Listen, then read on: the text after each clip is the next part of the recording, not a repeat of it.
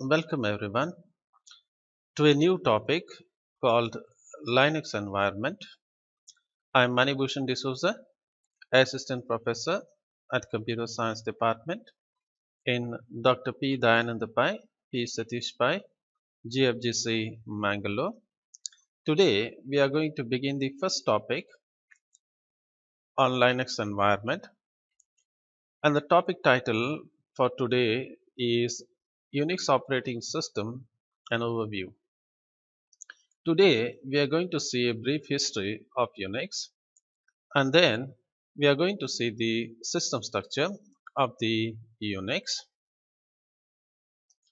At the end of this video, you must be able to learn about the history of the Unix and study the general feature of the Unix system. In order to understand this chapter properly, you must have some basic knowledge of the operating system. Let's recall what is an operating system. We know that computer is a complex system altogether. There are many things, and we want the computer to perform its task very efficiently. Because there are many tasks are there in the computer, we need something to manage all the resources which are there in the computer.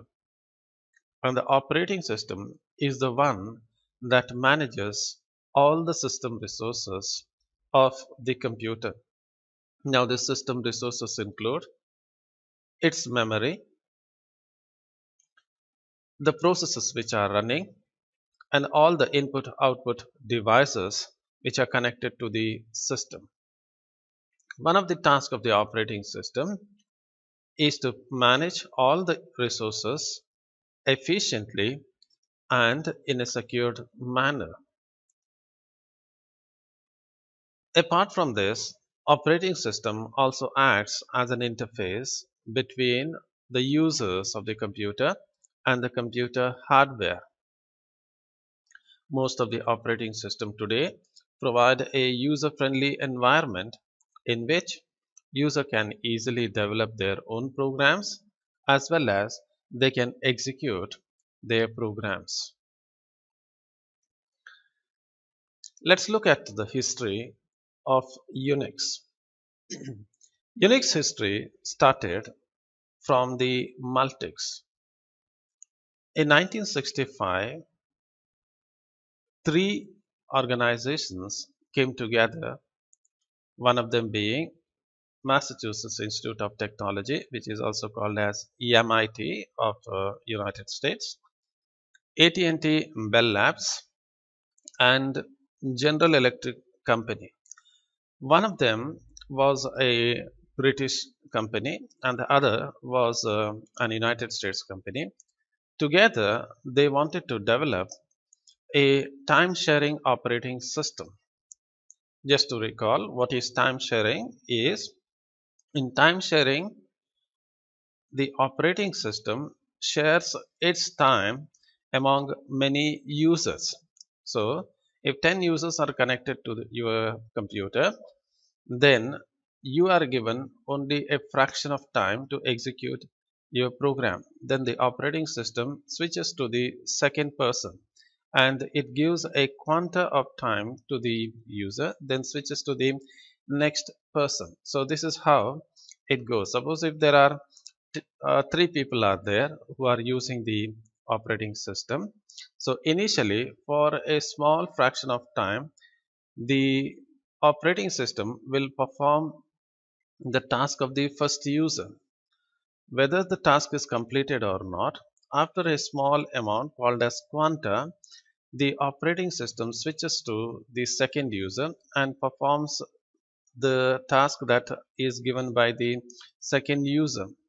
Whether the task is completed or not, after a small amount of time called as quanta, the operating system switches to the next user. So in other words, the total time that is available with the operating system is shared among different users. That's why we say that it is a time sharing. Its time is shared among all the users. The concept may seem very simple, but during that time they wanted to write the programs for a mainframe. I hope you are familiar with the concept of mainframe, and in particular they wanted to write it for GE645, and this is a typical picture of GE645, a kind of machine that was there. Okay, so they called this operating system as Multics. Multics stands for Multiplexed Information and Computing Services. This project took a lot of time because all the three companies were developing, but it didn't pick up to that extent. During the initial stage, the developers had some goals in their mind. They wanted to provide the simultaneous computer access to large number of users. So initially they were planning uh, to a extent of 300 users. So they thought that 300 users can simultaneously use the computer and do their work. They also wanted to have a sufficiently large computation power so that all these large number of users will be able to smoothly carry out their work. Apart from that, they also wanted to have a data storage so that these users data or programs can be stored on these data stores.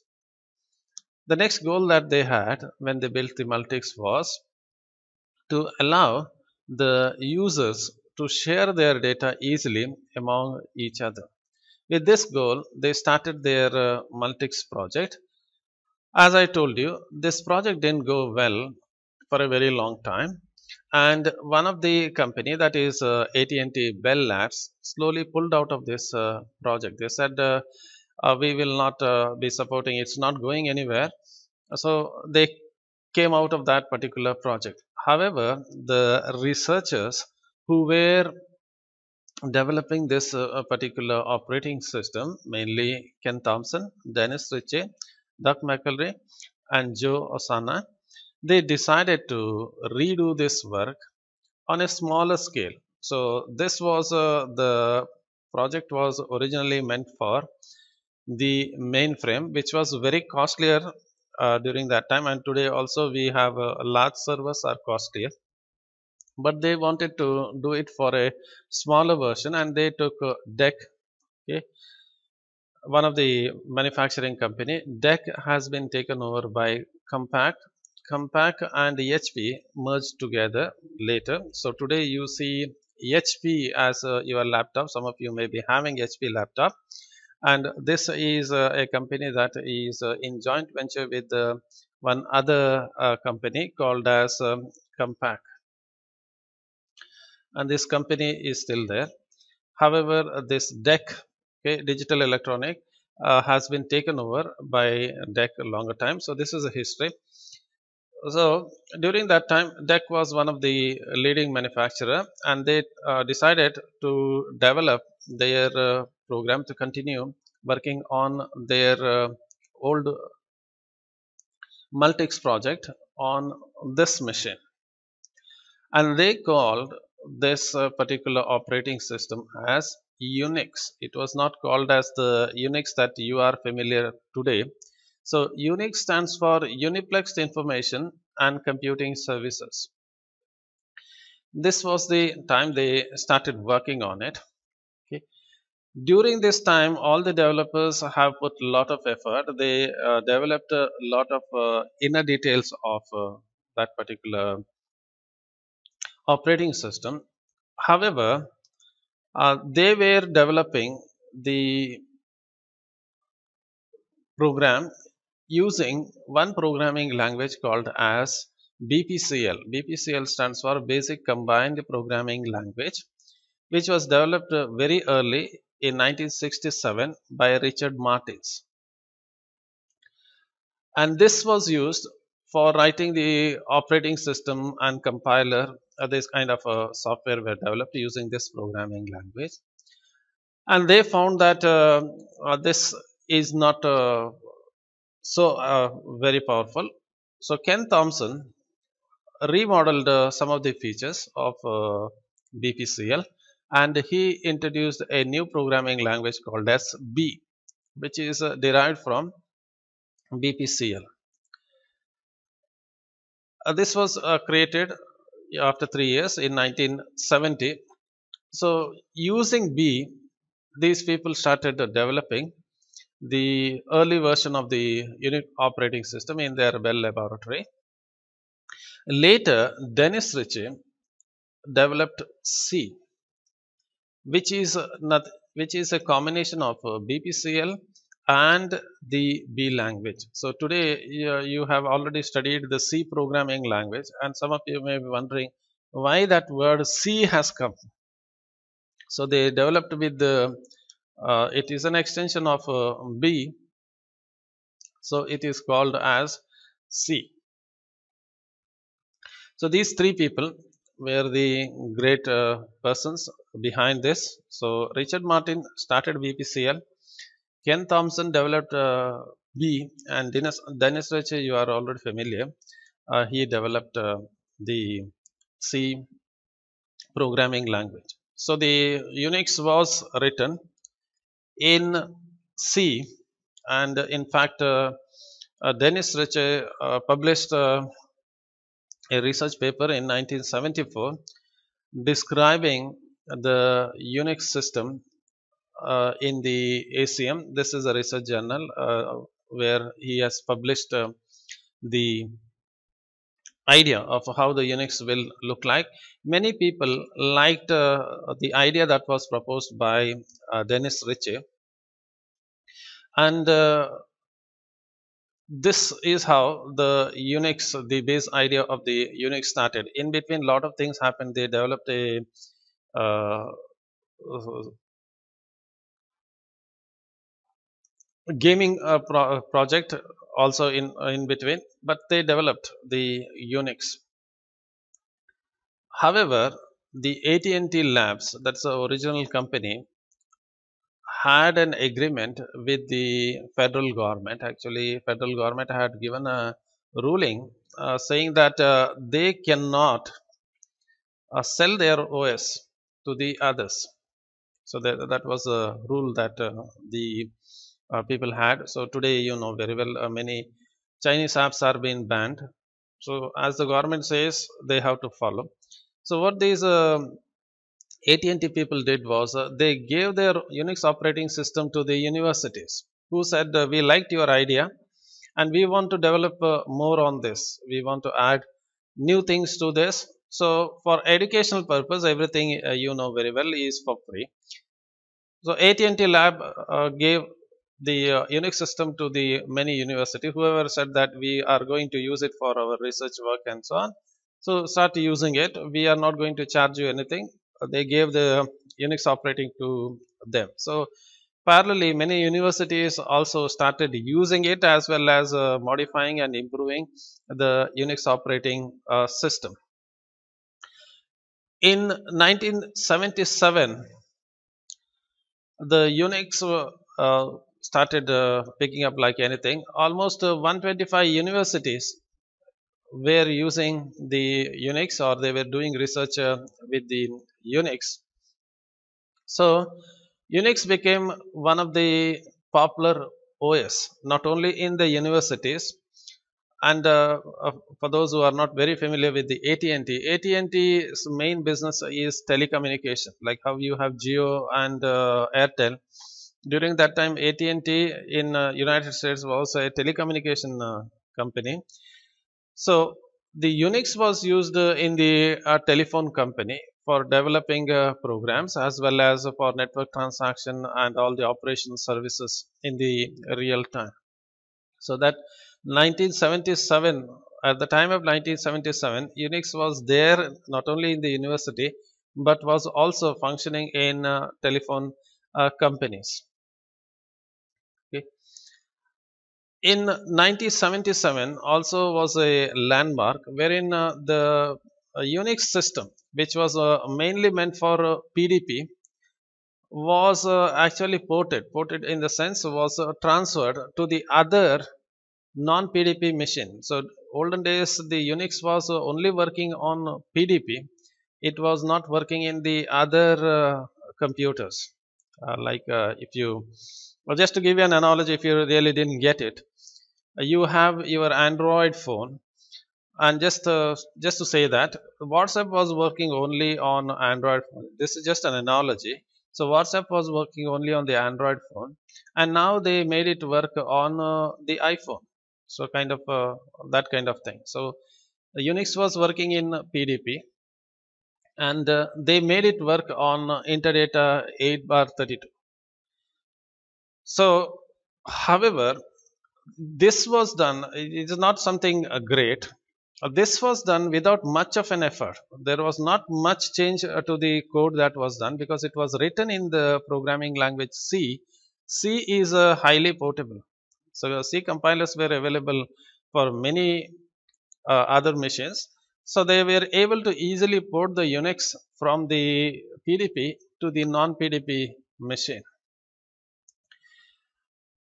With the advent of microprocessor, if you notice over here, 19 again, I am not very sure you are familiar with the uh, microprocessor story. In 1974, Intel introduced its first microprocessor. Again, you are familiar, I am not very sure about it. So the advent of microprocessor changed the face of the computer. The computers were very large, bulky machine in olden days. With the microprocessor, they became very small, like this. So very, very small machines all together, and they became cheap. So many people started porting this Unix. It was very easy to port the Unix from one system to the other system. So they ported Unix to a new machine. Apart from that, when they, because many people were using Unix, they made a lot of changes to the Unix so that it can have many functionalities. So what happened is, one university has had one Unix which had some functionality. Other university had one more Unix which had some different functionality which was not there in that was provided by the previous one. And maybe somebody else had one more Unix which had some functionalities again.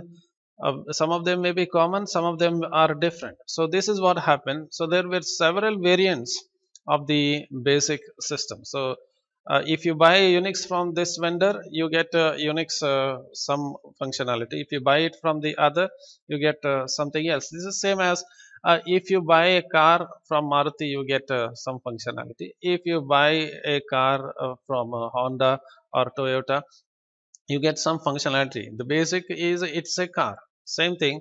It's an operating system. It had the same thing. It was there to manage the resources of the operating system. However, the utilities that were there in the operating system and the few of the structures were different in different Unix environment.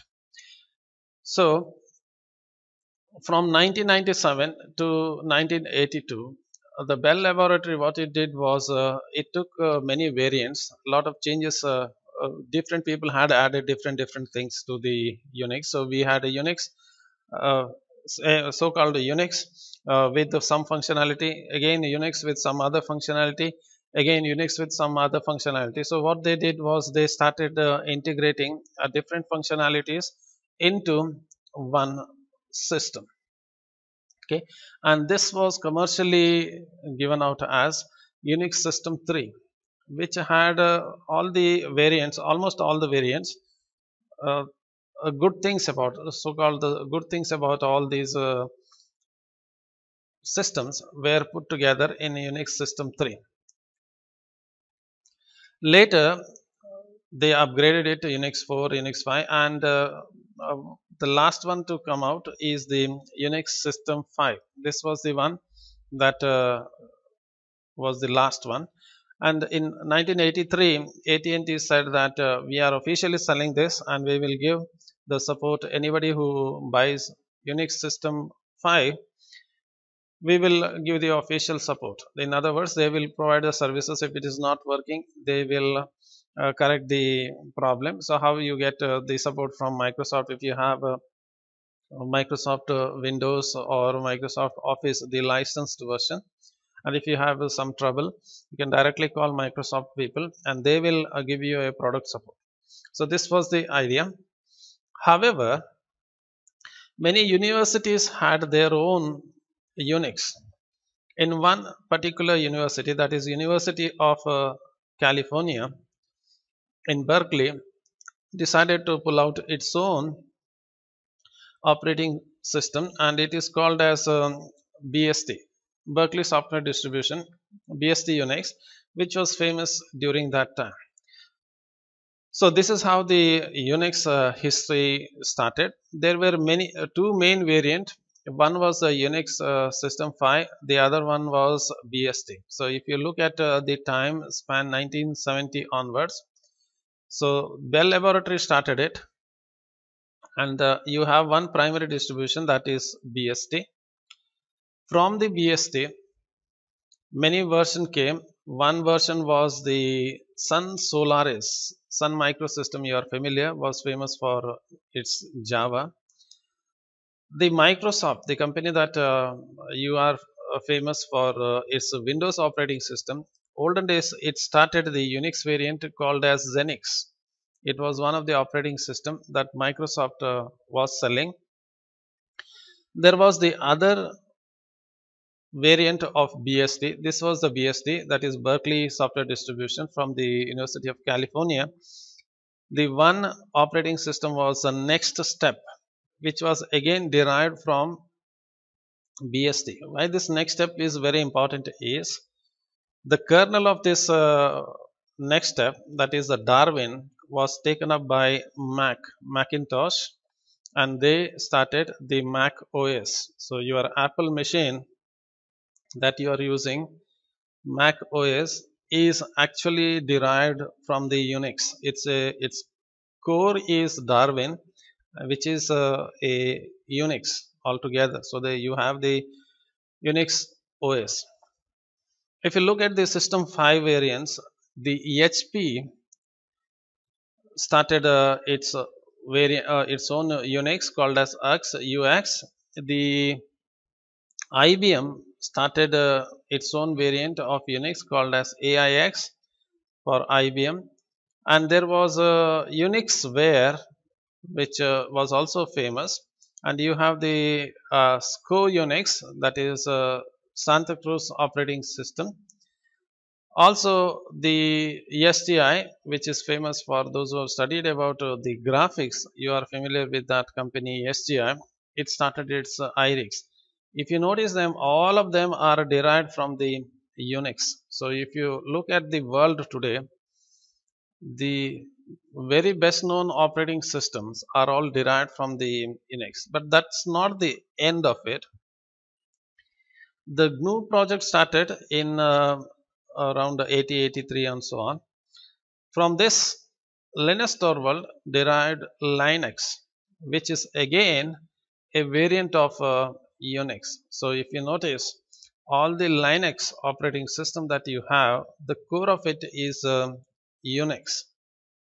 That's why in the lab, when you study about the operating system, most of them are using Linux, because Linux had all the functionality of Unix. Now why this Linux is why I'm stressing on it is, your Android that you are using, Android OS, is derived from the Linux. So Linux itself is derived from the Unix. So your Android is in turn a Unix operating system. Your Mac OS that you are using, Apple OS, iOS or anything, that is again derived from Unix. So Unix is a very powerful and heavily used operating system. That is why we are supposed to study about the Unix operating system. Now let's look at some of the general overview of this operating system. The Unix system is written in high level language. In particular, Unix was written using C programming language. That is why the code is much easier to read, understand and change. Unlike the old operating systems which were written using assembly programming language and the other programming language which are very difficult to understand.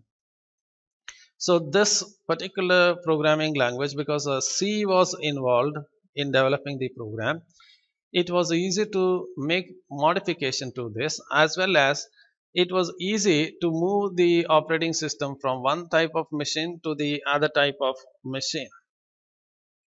Even though they were using C program, it was slightly slower as compared to the assembly level language, but that is okay, because it's easier to work with the high level language.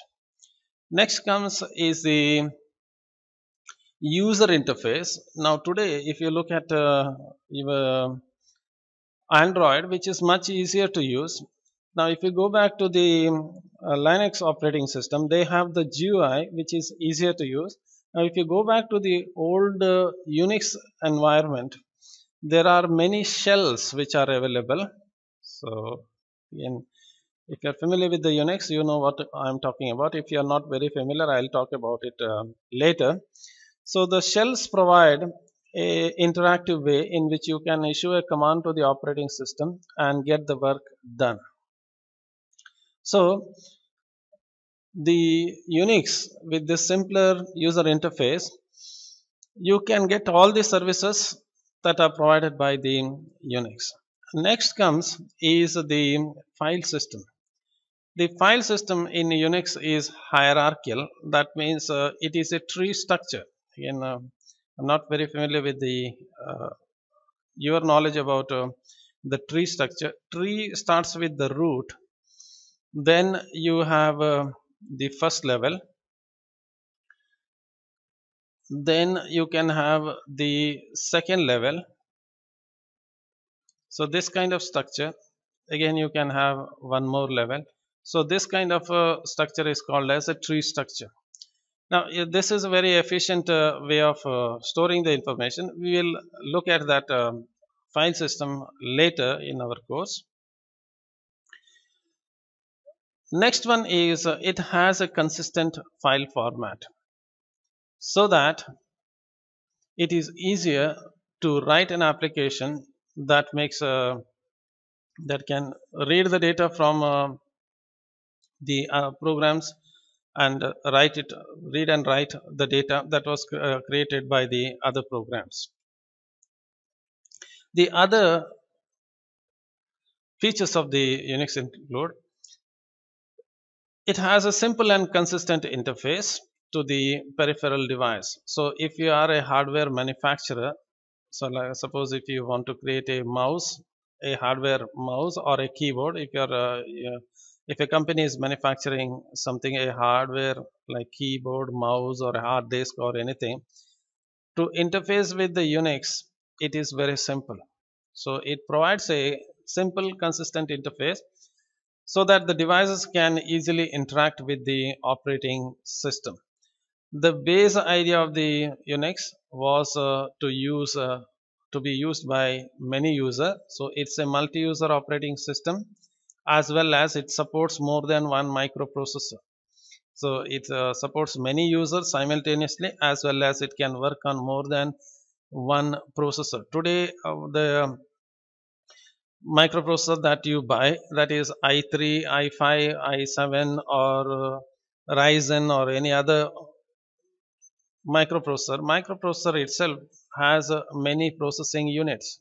So there are 2 cores, there are 4 core microprocessor. So this, but the microprocessor is a single unit. What the Unix is doing is it can work on more than one microprocessor. So you might have seen some motherboards that have more than one microprocessor inside it. I am not talking about the GPUs, I am talking about CPUs. It is a CPU, graphical processor unit, not the graphical processor unit. Not it is not your NVIDIA card or any other graphics card. I'm not talking about that. That is also a microprocessor, but it is meant only for graphics enhancement. This is about the CPUs. There can be more than one CPU, and the Unix system is going to work on them. What's the advantage is many users can execute several programs simultaneously because there are more than one microprocessor.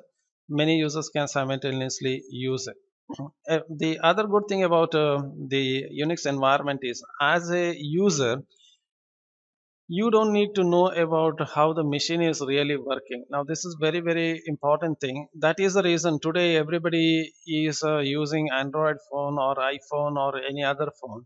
They don't need to bother about how it really works. So today if you talk, because of this lockdown, if you talk to anybody, everybody is a computer expert today.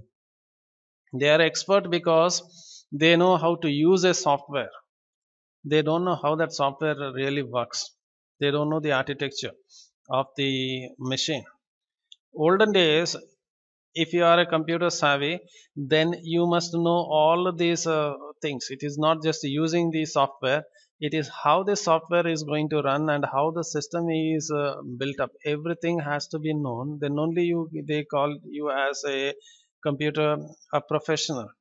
So because the Unix hides all these machine related details, it is easier for us to write a program. So you wrote a program in C, and you called printf, which was producing output on the screen. You said scanf, which was reading from the keyboard, but you never realized that the same scanf is reading from different type of keyboard. Same printf is producing the output on different types of monitors. How is it possible? It is not a magic. The printf must know what is the device on which the output has to be shown. This detail is hidden from your printf function, and that is the advantage of having an operating system altogether. Now let's look at the system structure of the Unix. We will learn more about the system structure in our next session. Thank you for your interest. We will continue with our discussion on Unix. Thank you.